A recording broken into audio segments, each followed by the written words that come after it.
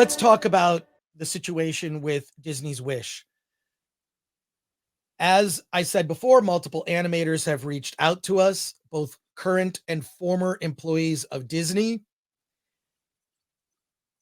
To protect their identities, we cannot get super specific about these stories, but there are at least a couple other things that we want to pass along to you as this story continues to develop, because oddly enough, Alan and I are being quoted on other shows that we watch and in other articles.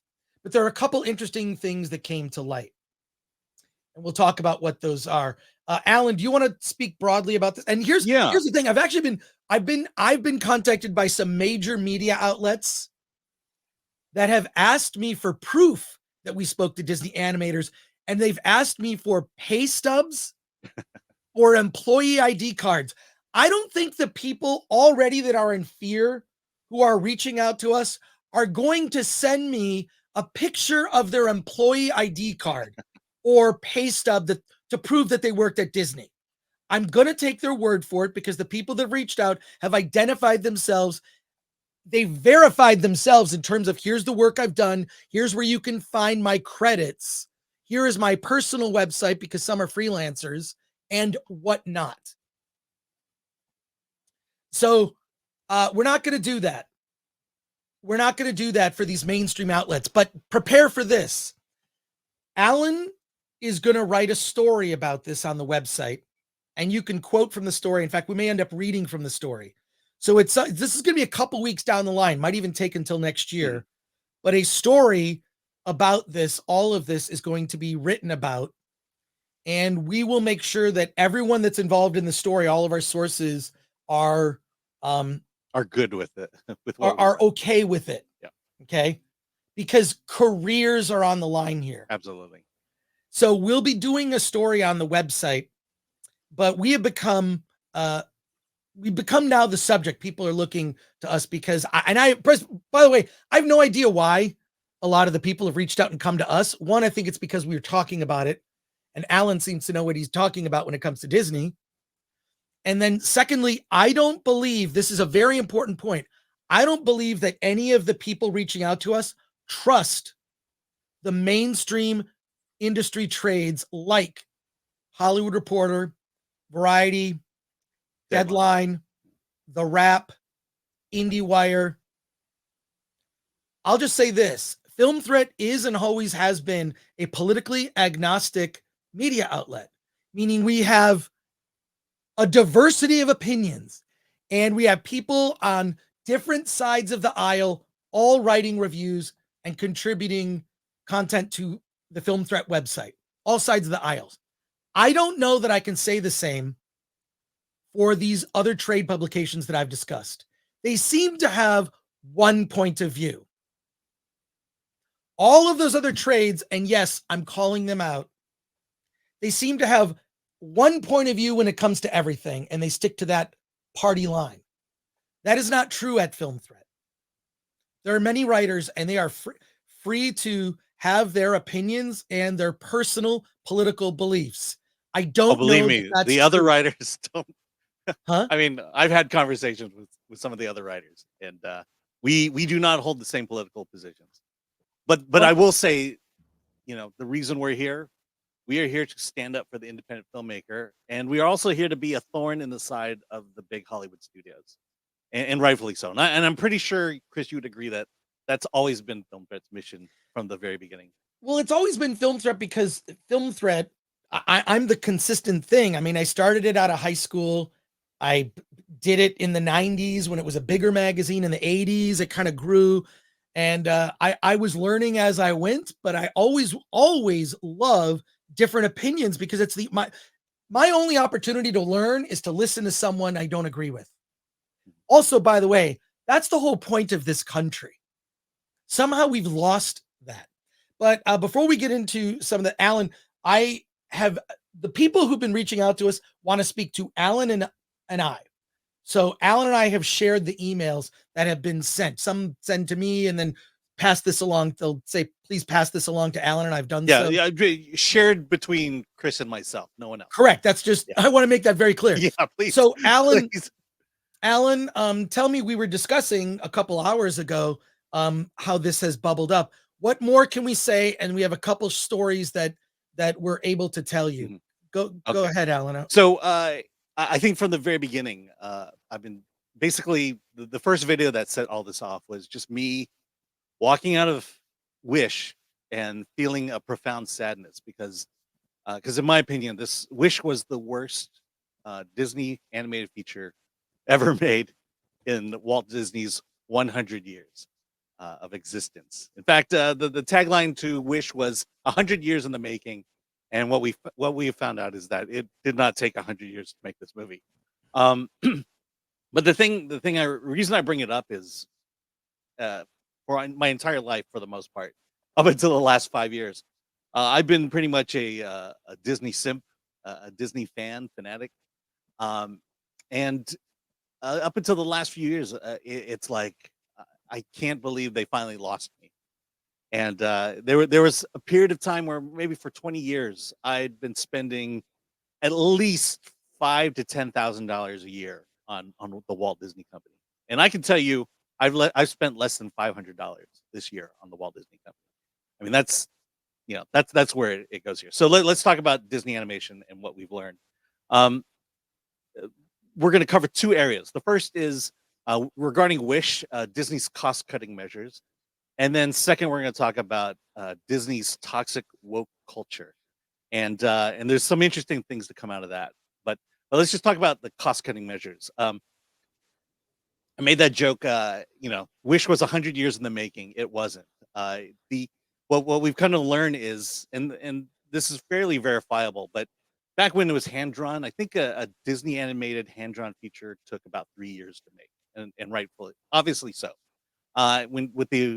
When they brought in computers, clearly sped up time, and a Disney animated feature took a year. In fact, Strange World, the movie that came before this that no one liked, was a year in the making in terms of animating it, the animation process.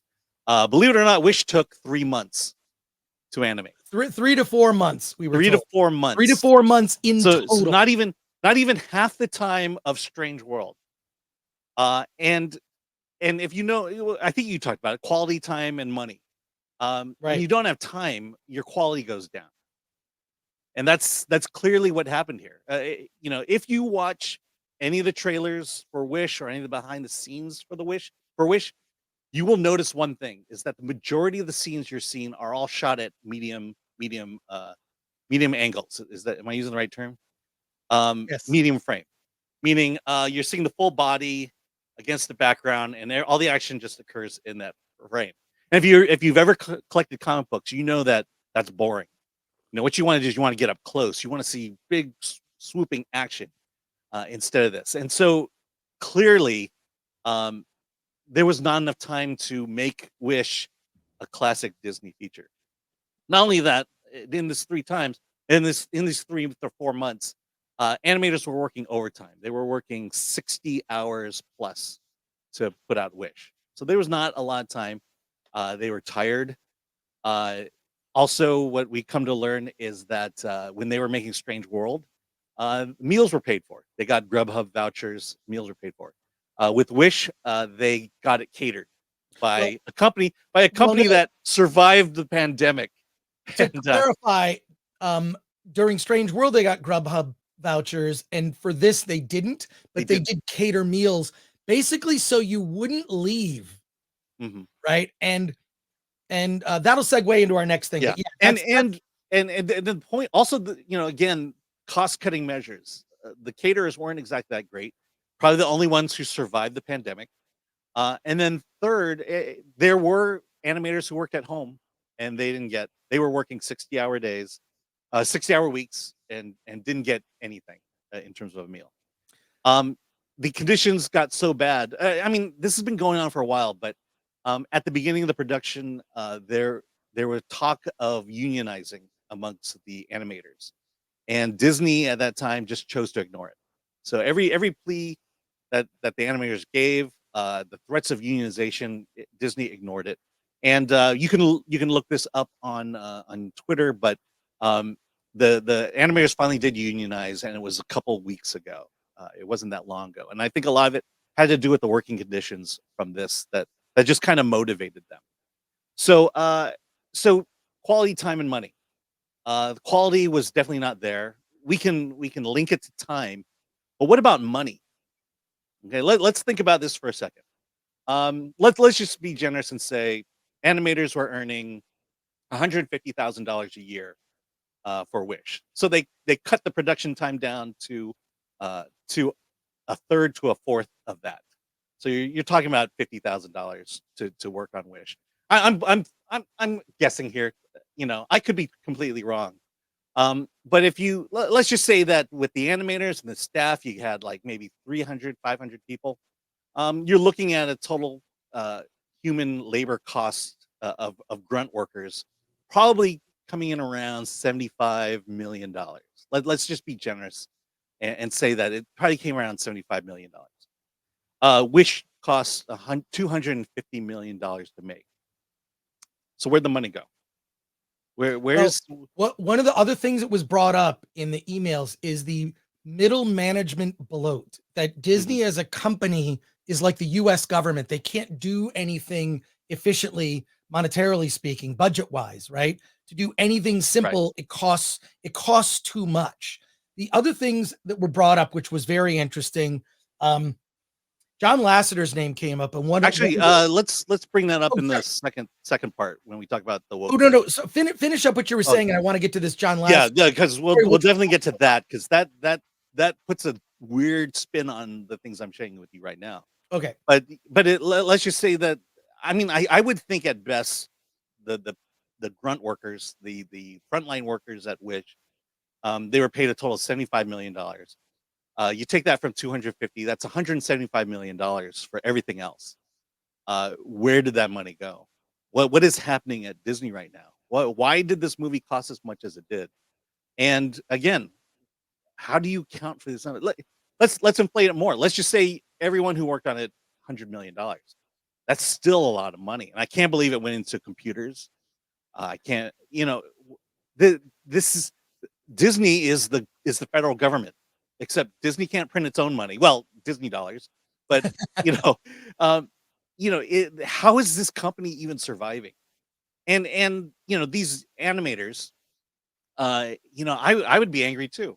If I knew the total cost of this movie and I knew what I was getting paid for it, and and and they knew that I was the one who was actually making the magic happen and not given the right amount of time, you know, the right amount of time, not giving it's just to cram everything into 3 to 4 months is insane, and it reflects itself in the quality. So for those of you who have been critical of me and my analysis of the animation of Wish, please take into account the fact that the animators got screwed over big time, and now factor that into your criticism of me A in that. couple more points that we're able to tell you. A couple Yeah. things. One, I actually saw Wish last night. What'd you I think? finally saw Wish.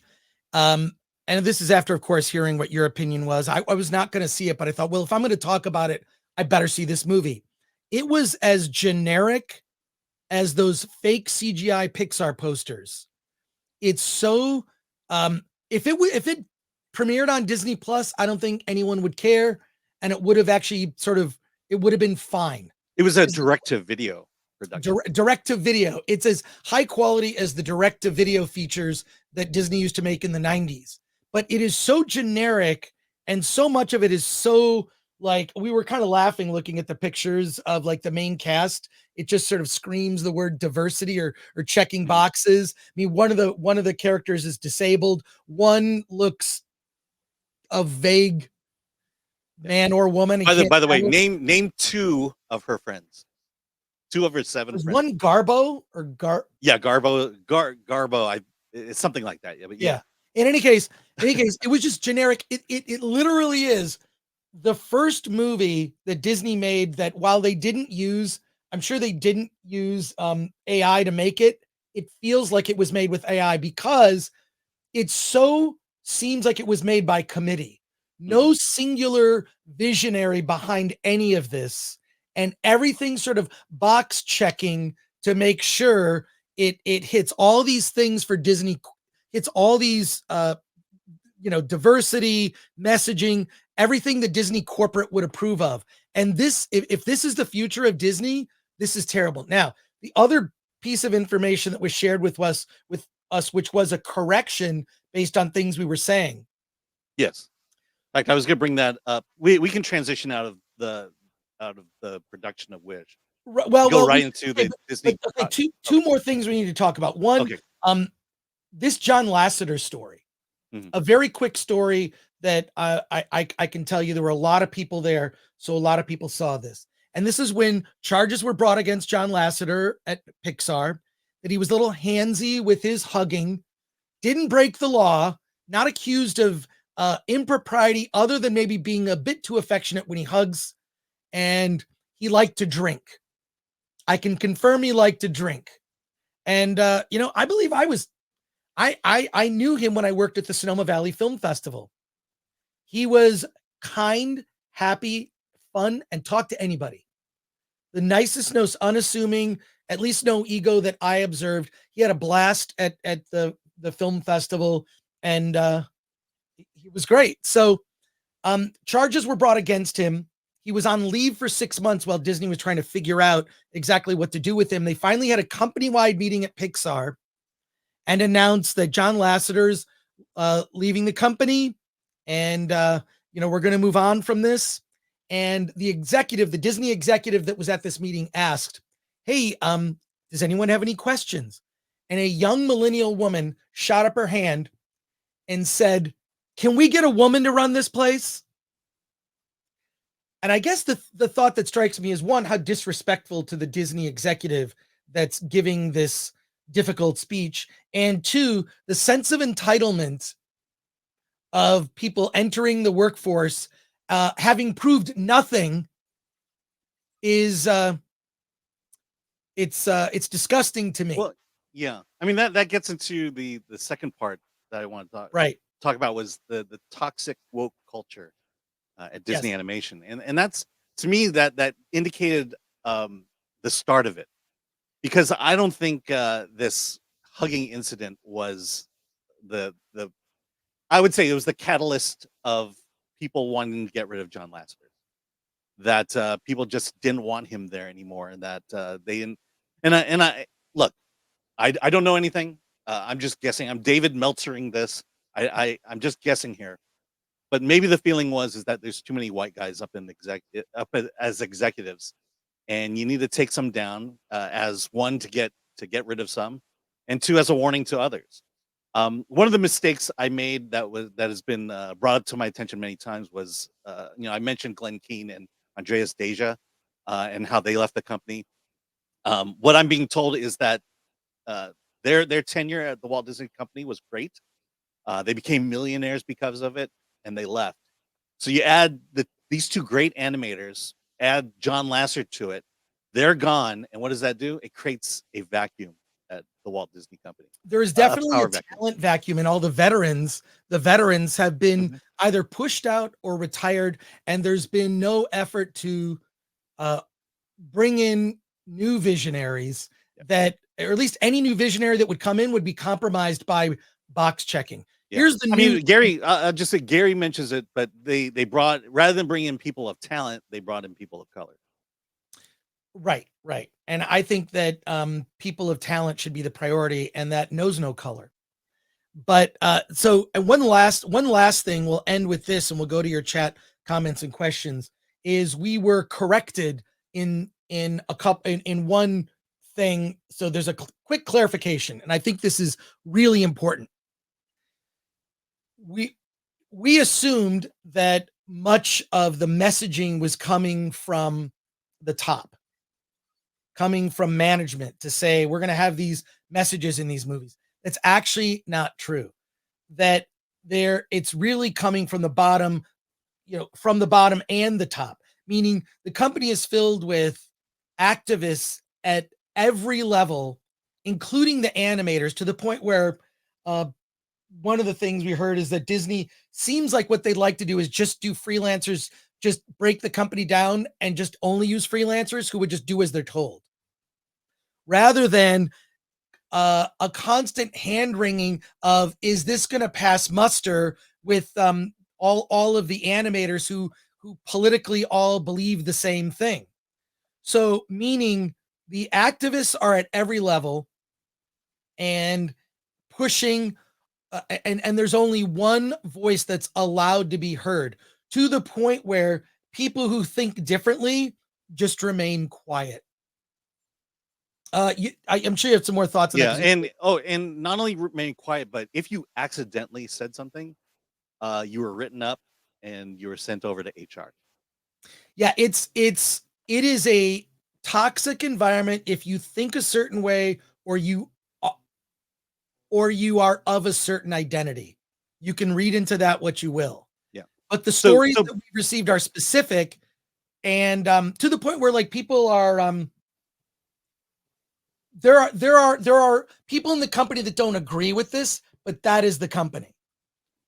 That is the company at now, this. let me speak to. Yeah. So here are the consequences of what's going on here. Let's just say you're a normal animator, a normal person, not really political, just a normie like the rest of us. Um, you have a couple options. One is you stay silent and you stay in hiding, and that's a miserable work environment. To know that anything you say or might maybe a joke you make, or maybe just some passing comment that maybe you don't agree with, whatever side, whatever.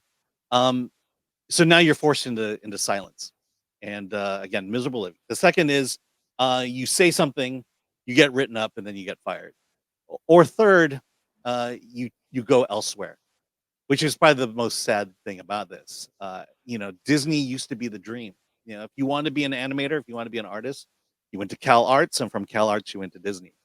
Um, it's not that way anymore. The quality is not.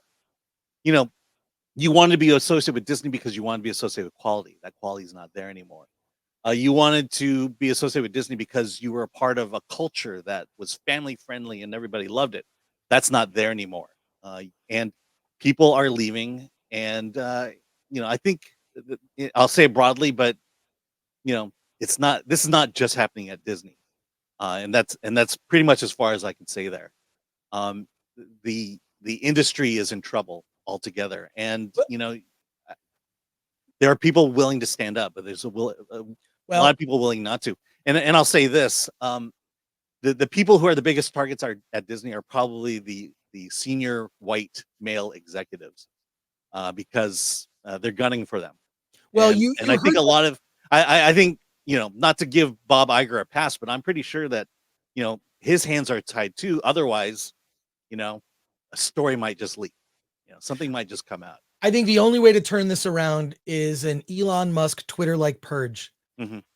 Fire lots of people, including good people. You can rehire them. Yep. But I mean, Like look, I would clean go house. so far as to, like, if you're going to work on cartoons for kids, maybe you should have kids. Maybe you should at least have some understanding of what it's like to be a parent, because that is a huge responsibility. And we're basically seeing the Disney doing damage to itself at this point. There will be, I just want to let everyone know that, like, there's so much that we're not telling you, and Alan and I are being cagey by design, because there are people working in this industry living in fear that if they express themselves, they'll not only lose their current jobs, but they'll be unemployable by any other studio, because a lot of these people, they work on different things. So Disney hires a bunch of freelancers for this movie, and they go and they work on different movies. So all these people are working on different types of things. And the animation industry, you'll always have a job. You move from one, you go to the next, but maybe not if you think a certain way. So Yeah. it's come to this. So we will be doing a story on Film Threat. And once that story comes out, we'll go over it. Alan is going to reach out to some of these people. Any other new animators or anyone that wants to reach out, go to filmthreat.com/contact. That goes to Alan and I, and we'll be doing an investigative story soon. I will say this: hold for, like, as soon as that story comes out, watch them try to cancel Film Threat or me or Alan. It's going to happen. Look, I've always been something of, anyone that knows me from back like Film Threat when it was a magazine, I've always been something of an outsider or pariah when it comes to Hollywood anyways, but I'm an independent, but Film Threat is an independent media outlet, and it's supported by the community, which we support the indie film community in turn, but prepare for people to come after us once this comes out. I'm just bracing you for it. I'm predicting this in advance that people are going to come after us, Alan. It's going to happen. I mean, not that it hasn't happened already, but we're kind of used to it at this point. Whatever. Yeah. And the only way I'm getting through it is with a cup of coffee brand coffee. Stop it. We don't sell coffee. We don't sell coffee. We don't sell coffee. Buy a Film Threat mug if you're gonna. Yeah, that's right. Drink out of a Film Threat mug. But I don't know how long it'll take to do that story. Everything's got to be vetted, and it's not the type of thing that we do. We mostly focus on reviews and movie news, investigative stories we've done in the past.